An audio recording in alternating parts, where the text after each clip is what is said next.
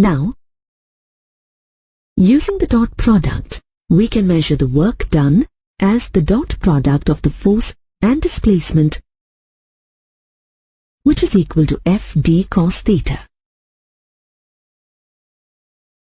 However, the work done can be positive, negative, or zero depending on the values of the angle between the force and the displacement theta. The work done by a force is positive when the angle between force and displacement is acute. That is, the angle is less than 90 degrees. An example of this is when an apple falls freely towards the earth. The work done by the gravitational force on the apple is positive. In this case, the angle between the displacement of the apple and the gravitational force is 0. Similarly, when a spring is compressed, the work done by the compressing force is positive.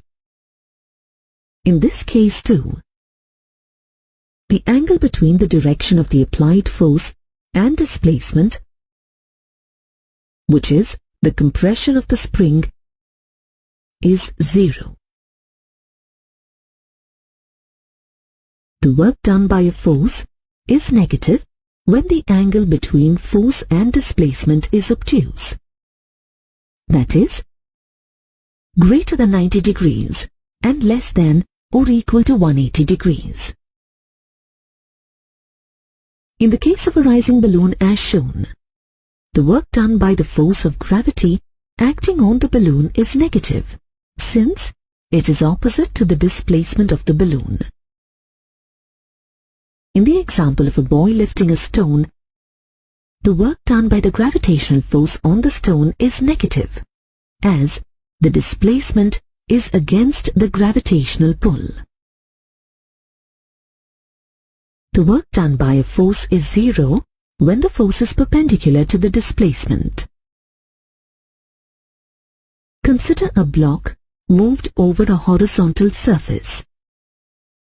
In this case, the displacement is along the horizontal, whereas the gravitational force, which is the weight of the block, acts vertically downwards.